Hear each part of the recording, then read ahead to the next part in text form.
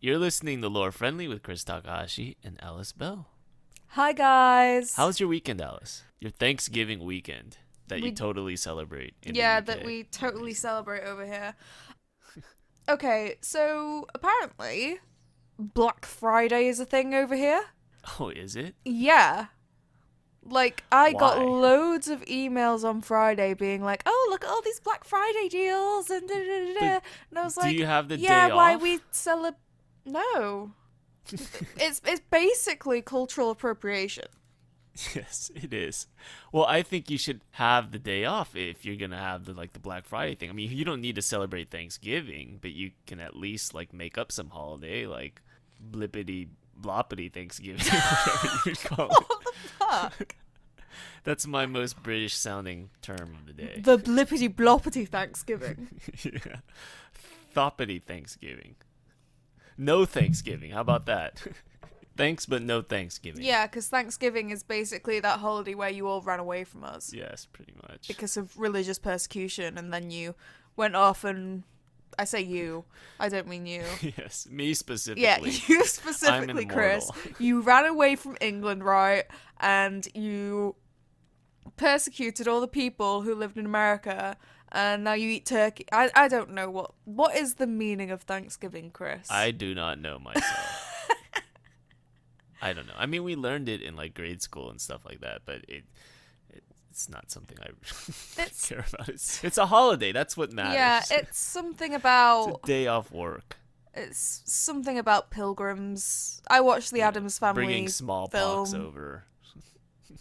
What? Pilgrims and bringing smallpox to the natives. Oh, tribes. yeah.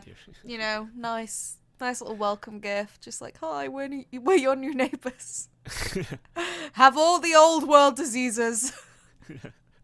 For me, it was, it's basically a chance to stuff your face with turkey and mashed potatoes and gravy and stuff like that.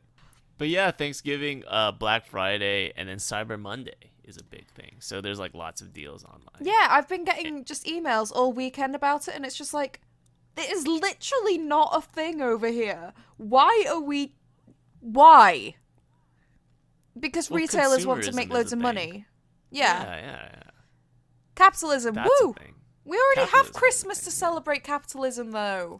Yeah, but isn't it good that there are other days when there are big sales? I mean, because for people who are poor like us, you want to buy things at a discount, right? I literally could not take advantage of any of the Black Friday sales because I have enough money to feed myself this week. And that is That's it. true.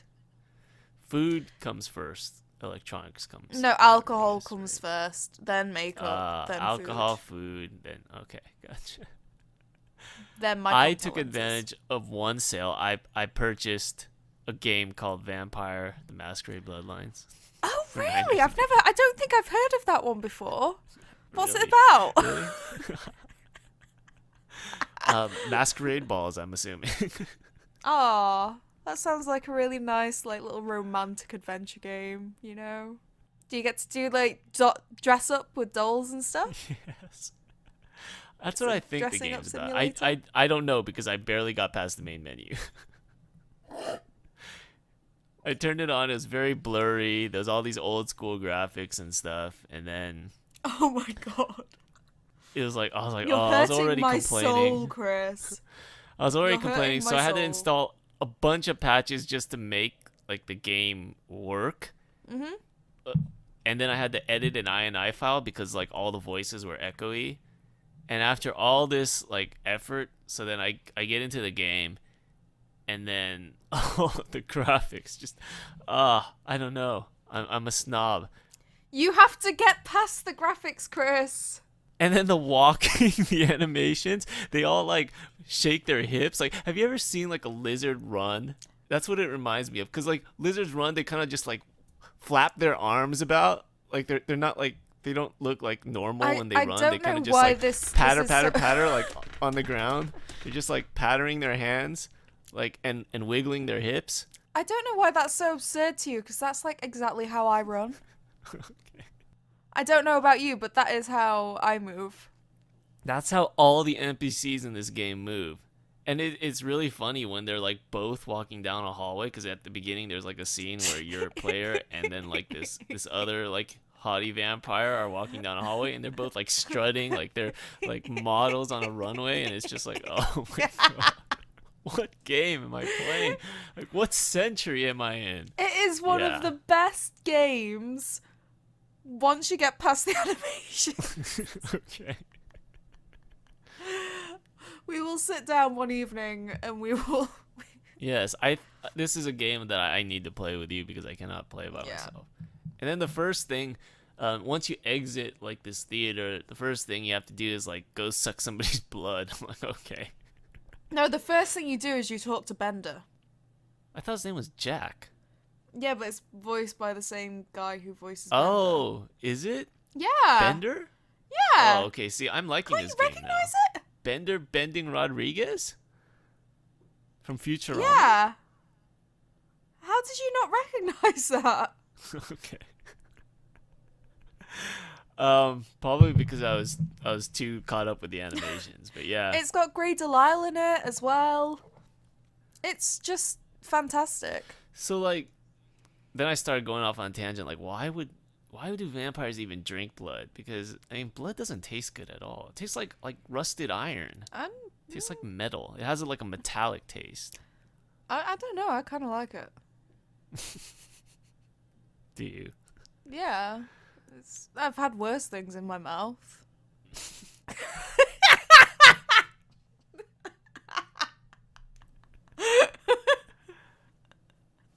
Yeah.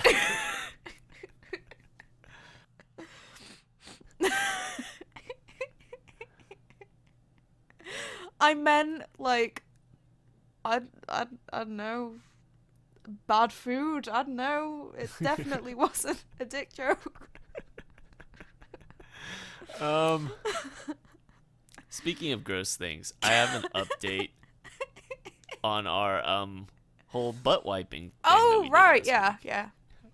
So last week we were talking about like which hand you use to wipe your butt. Yeah. And I was saying that I use my left hand because that's where the toilet roll dispenser is, right? It's on the left side for most stalls. I don't know if that's the case for all stalls, but at least the one in my house is on the left.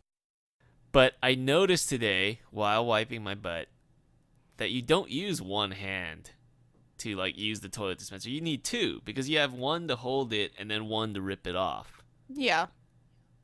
So which one do you wipe with? I wipe with my right, it turns out. Oh. Because I hold it with my left. Yeah. Like I hit it with my left so it rolls, and then with the right I rip it off. And since it's in my right hand already, that's the one I use. That makes sense. Yeah. No, but you could use either, really. You could hold it with your right and you could rip it off with your left. So the thing is that the fact that it's on the left side has nothing to do with like using your left hand, because you need both hands to rip the toilet paper off. Well, you know what? Now I'm just really disappointed that our revelation was not a revelation. No. So I looked it up online, and it turns out that there is no universal spot for the toilet paper dispenser to be in, because you need both hands in the end, right? So it just has to be close. It just has to be within distance of both hands. I don't know. Oh man, I have so many times gone to a toilet and not been able to reach the toilet roll. My housemate likes to, like, okay, so we have a very tiny toilet, which is basically my toilet, because I'm tiny. Has your name on it. And yeah, it says Alice's room. Nobody's allowed in here. I don't pee and piss in my room now. And so we use that as basically like the toilet roll storage room, and it's all like stacked up in the window. So like I have to do this because the bathroom is fucking tiny. Okay, it is smaller than your average stall. So I have to do a very awkward straddle of the toilet whenever there's none in the holder, and it's really attractive. Oh, so you're saying because there's no toilet paper in there, you have to stand up and get it? Yeah, I have to kind of like rotate and straddle the toilet a little bit, and see, this is why you should put a backup roll like on top of the dispenser. oh, that seems like so much effort. Like You're the one who's remembering complaining things. about having to straddle it. Yeah. You could. Yeah, never mind. This has gone to shit already. So today is Cyber Monday, and a couple of things that I wanted to highlight. Blue Yeti microphones are on sale for. By the time that we get this out, all of the deals will be done. I don't know. Will they be done? Yes. Because they might be continuing on for like the whole week. It's Cyber Monday, Chris. No, because this was on sale yesterday too. It What? was on sale on Friday. Yeah, I saw this on sale. Yesterday on Thursday wasn't even. Friday, Chris. It was on sale all week. It might be on sale for the rest of the week. Anyways, if you're a voice actor, Blue Yeti microphones are on sale for like $90. They're like normally like 120.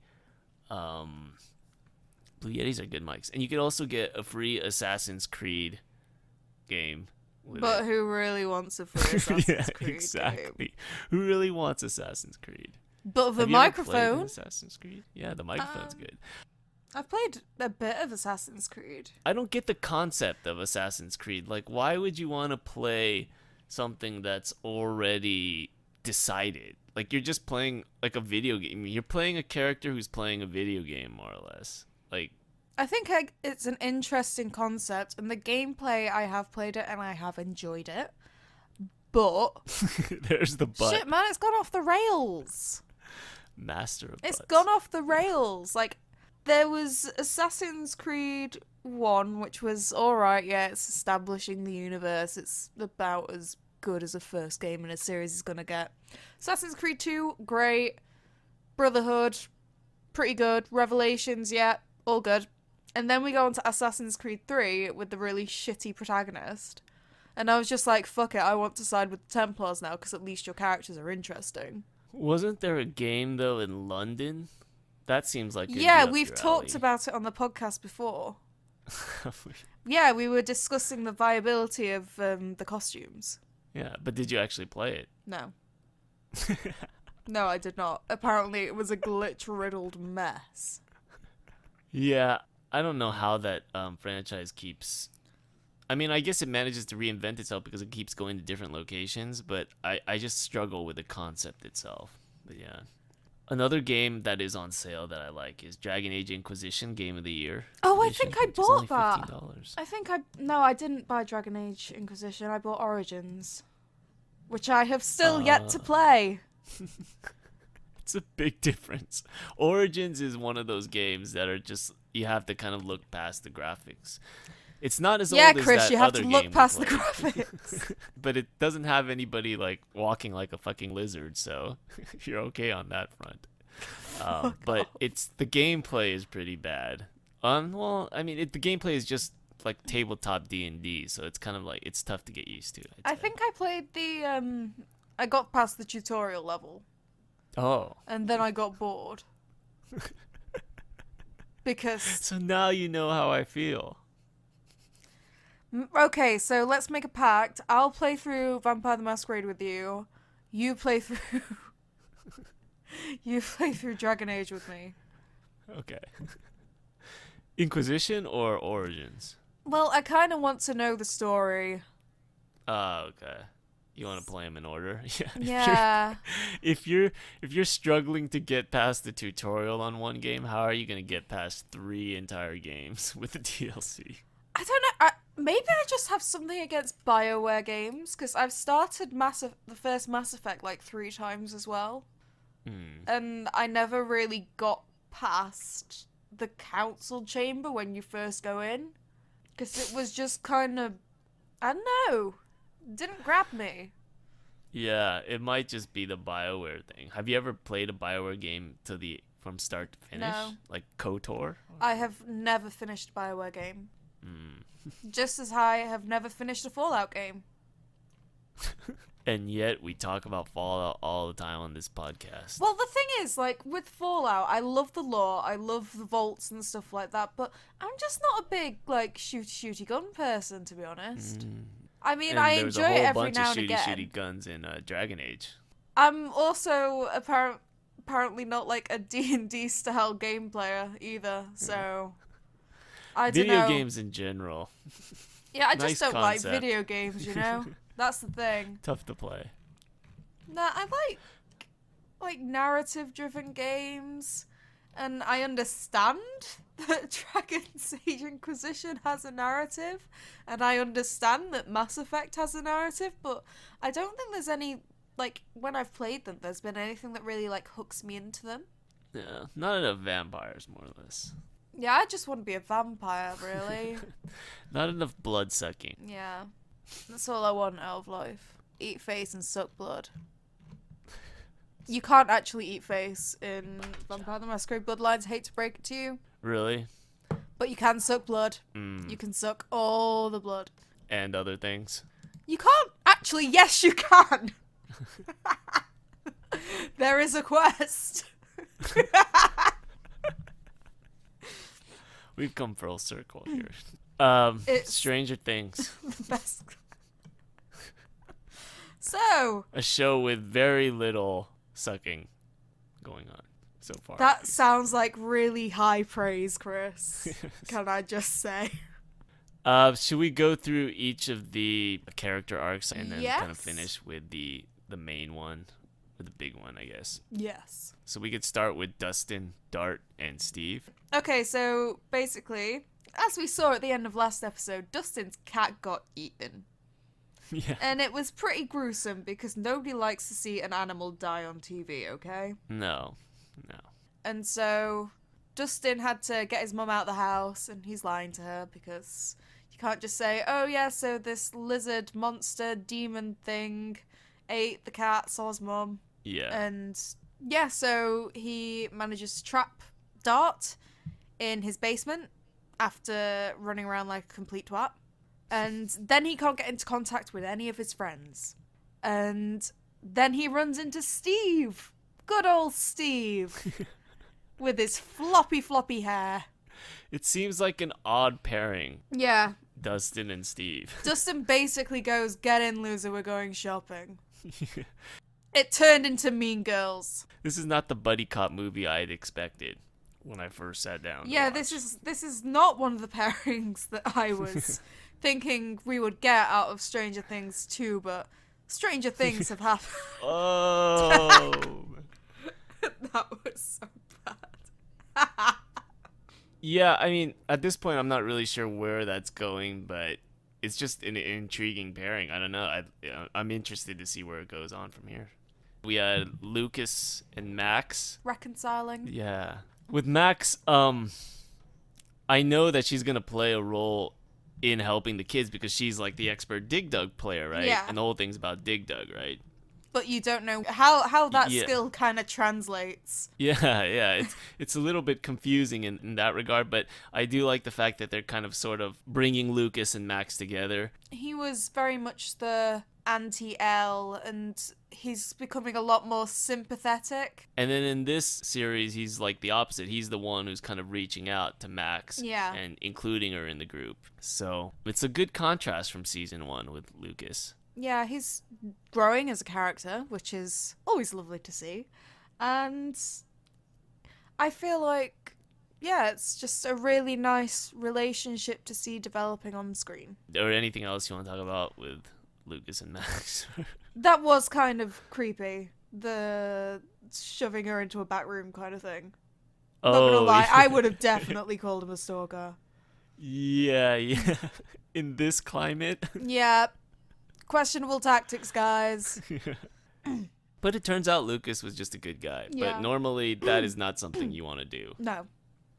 If you fancy a girl and you want to get her to listen to you, don't trick her into going into a back room with you guys. It's not nice. It's not cool. Your girl won't appreciate it, and she will no longer be your girl. How about like maybe take a walk or something? Yeah. I don't know. And if she's not talking to you, then give her some fucking time.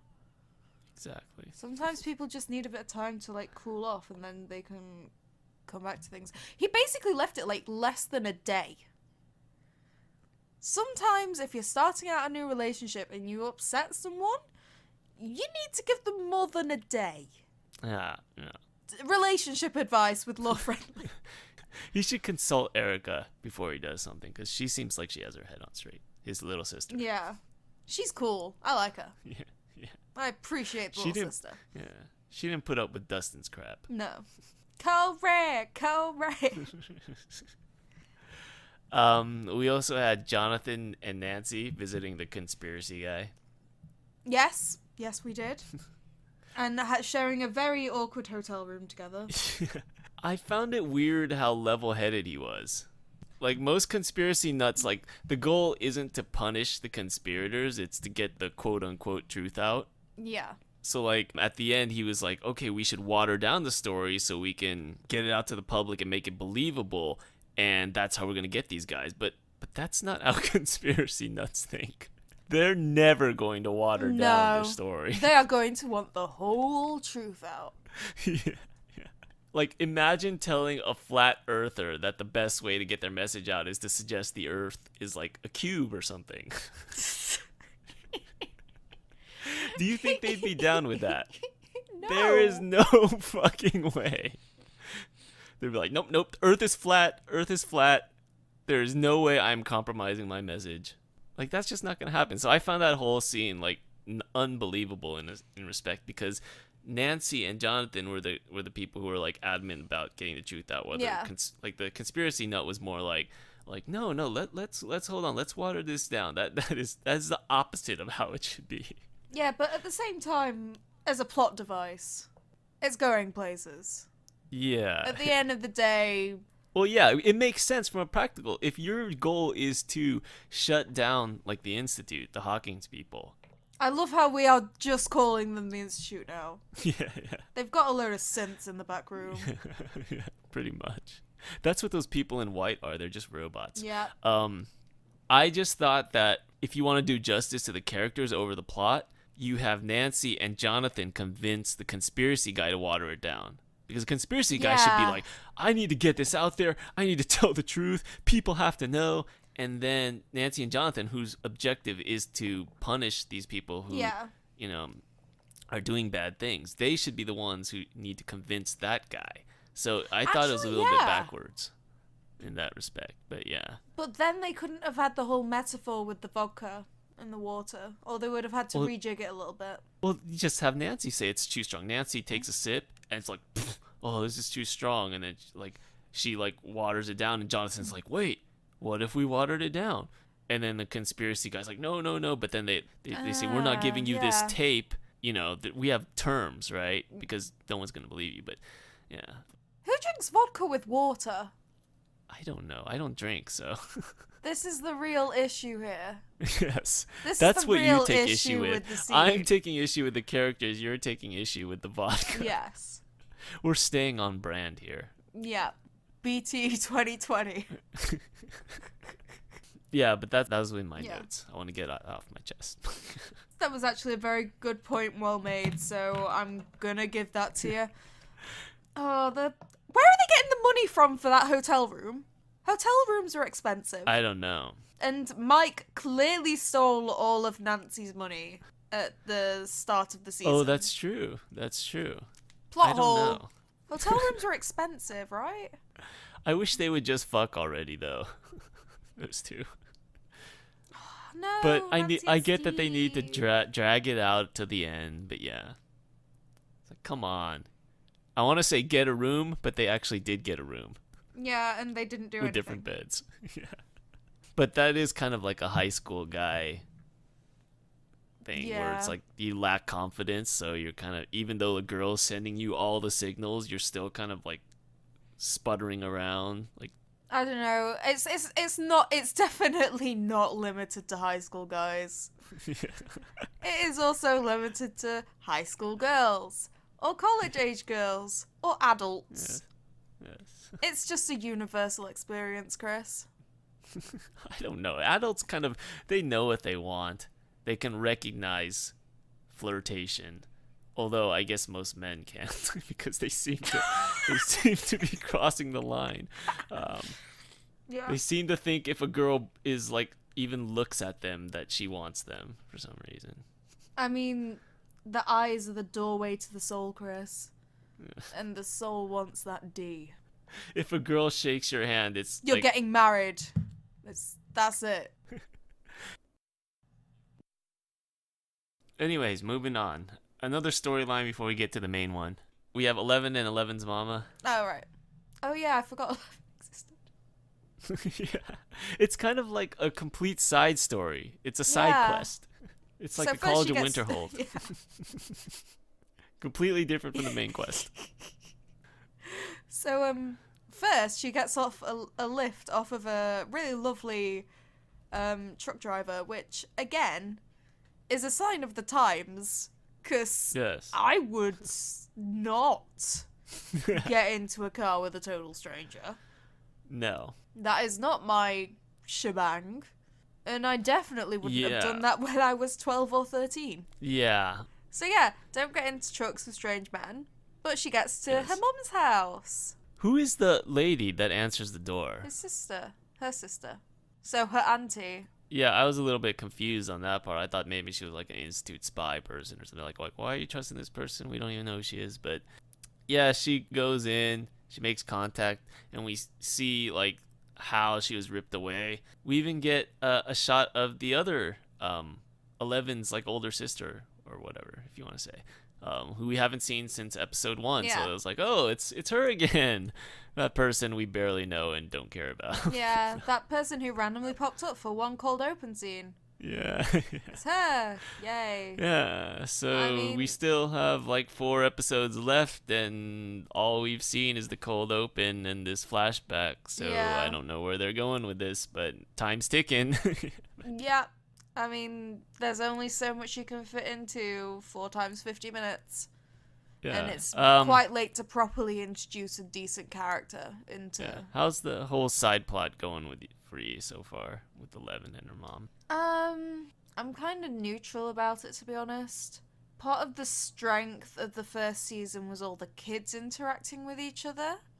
Mhm. And whilst Millie Bobby Brown is an amazing actress, this isn't playing to her strengths, I don't think. Like, she's doing a really good job with the material that she's been given, but part of the charm of the first season was her trying to integrate in with the kids and try and get to grips with who she is and stuff through them. Yeah. And this really doesn't have the same kind of impact. Yeah, I get what they're trying to do, in that they're trying to give her like this sort of connection to society outside of the institute, but I don't know if it has the same impact because Yeah. there's no real connection other than the fact that they share blood. Like, she wasn't raised by her mother, whereas in season 1 that connection was sort of fostered by real interactions with the other kids. Yeah, it just, like, I get that she's, like, trying to search for Yeah. her kind of place in the world, but it just rings a little bit hollow because she doesn't have that connection with any of the characters that she's interacted with so far. It's a side quest, more or less. Yeah, it's a side quest. It's well away from the actual story. It does serve a purpose of giving a break in between like the action sequences.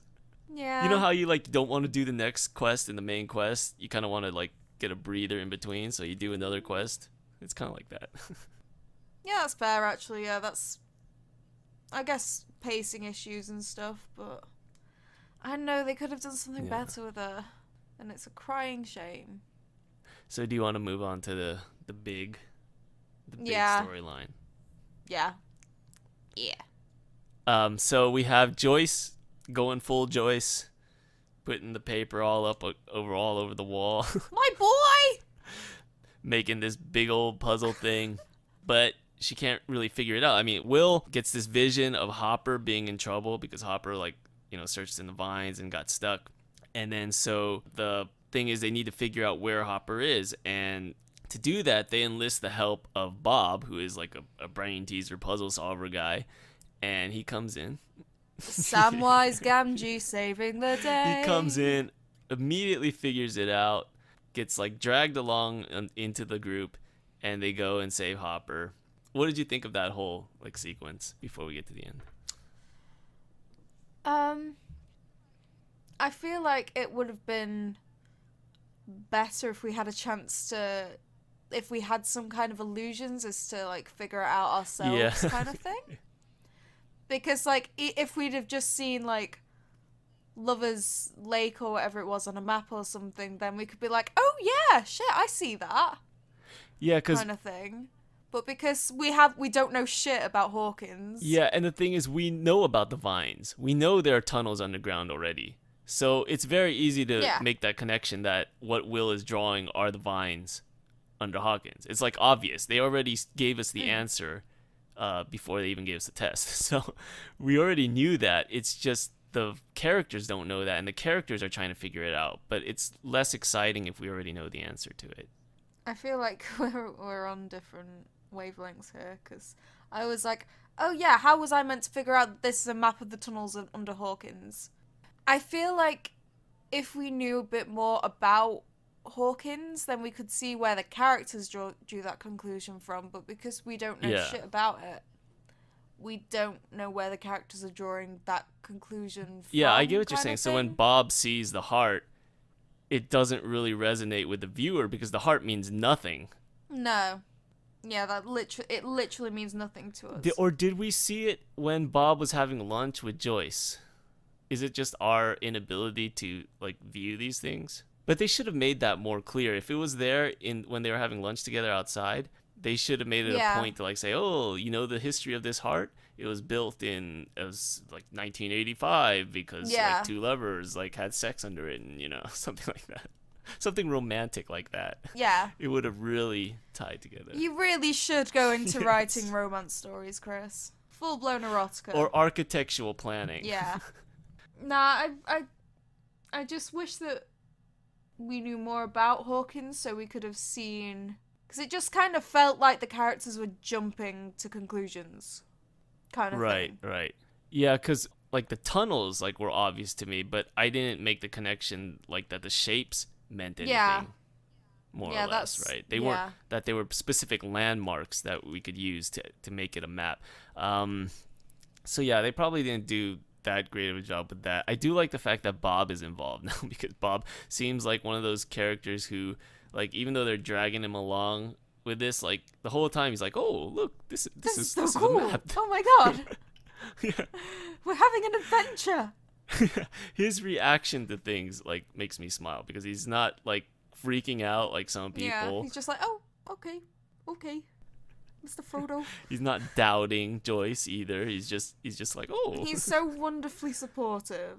Yeah, exactly. Like, you might want a Hopper, but you really need a Bob in your Yeah. life. So it does make me kind of sad that she's like, "Hopper." She's like so obsessed with Hopper. Yeah. But it's like, Bob is a good guy. You should stick with Bob. Yeah. Oh. You already know the ending, so. Yeah. Yeah, so basically they pinpoint where Hopper is after a lot of bullshitting around with the map. Mhm. And they go and rescue him, and they go cut him out from the vines that were pulled straight out of Harry Potter and the Goblet Fire. And then when the Institute shows up to help and they like burn up the vines. Yeah, the Institute shows up at some point for shits and gigs. Well, because they took the soil samples Oh, yeah. from the pumpkin patch. I have watched this episode like 3 times, and I'm still lost. I've not been watching things properly. I just don't have the focus at the minute. No, I think it's because I'm going slower. So like I don't have to Yeah. like sort through 9 episodes of memories. I can just go back to the last episode where the Institute came out. I took need my soil now samples. memories. Yeah. That's true.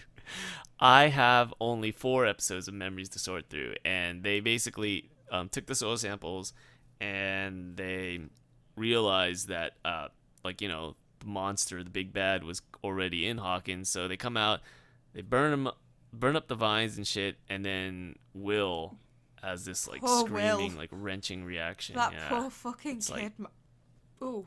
So you could see that there's like obviously a connection with him and the big monster. Yeah, and it goes beyond the mental. It's an actual physical. Yeah. So that was a great way to end the episode because, I mean, especially with the Institute Hawkins people there, I mean, they saw that, and then so now their interest in Will is going to peak. they might even want to sacrifice him. I mean, if they're connected, you kill Will, you kill the monster maybe, but yeah.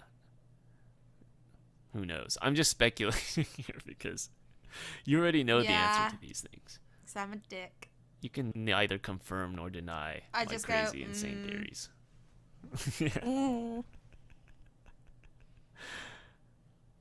But I am a little bit more intrigued. Last week I was saying like, yeah, I'm not really pumped to watch the next episode, but after this like cliffhanger ending, I'm it's kind definitely of like, a good one to end on. If it was that kind of show, but it's not because it's all released at once. That's the thing. I think I like watch because normally I'm just gonna binge watch if you let me, but I like the fact that I'm pacing myself here. It allows me to look forward to things. Yeah, I probably didn't have the time to binge watch it, but I binge watched it, and now I'm behind on all my uni work. So it's kind of like when you binge something, like binge food, and then afterwards you're like, oh, why did I eat so much? So Thanksgiving, we've come full circle. It's just like Thanksgiving, yeah. So the theme of this week's episode is, why don't you binge? Sounds like a bad call to me. Yeah, it's not a good idea. I've heard about people's stomachs exploding from eating too much food. Yeah. Sounds hilarious. Getting burned from the inside by the Institute. From too much food. Yeah. But yeah, so don't binge, I guess, is the moral of this episode, guys. And toilet paper dispensers can be on either side because you have to use 2 hands. Yes. We've learnt something new today, guys. Pretty much. All right, that's it for this episode. Lore Friendly. Goodbye. Goodbye. So long. Goodbye.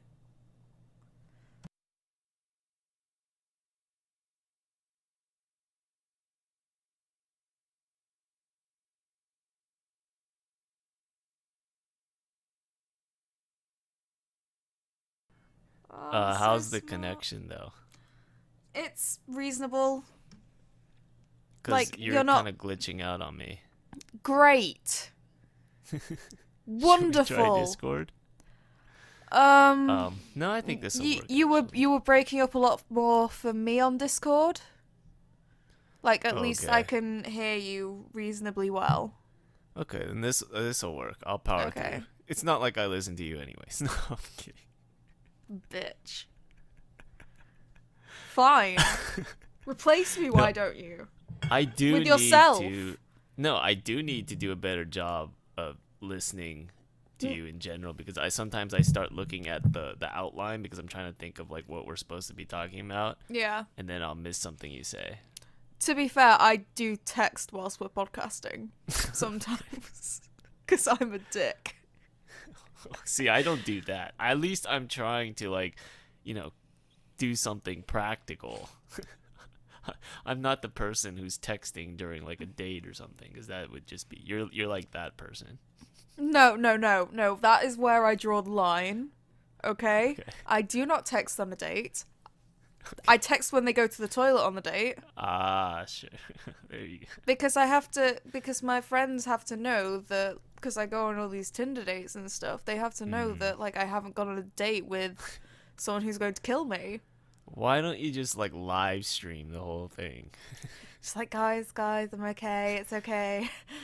You're just wearing this helmet on your head.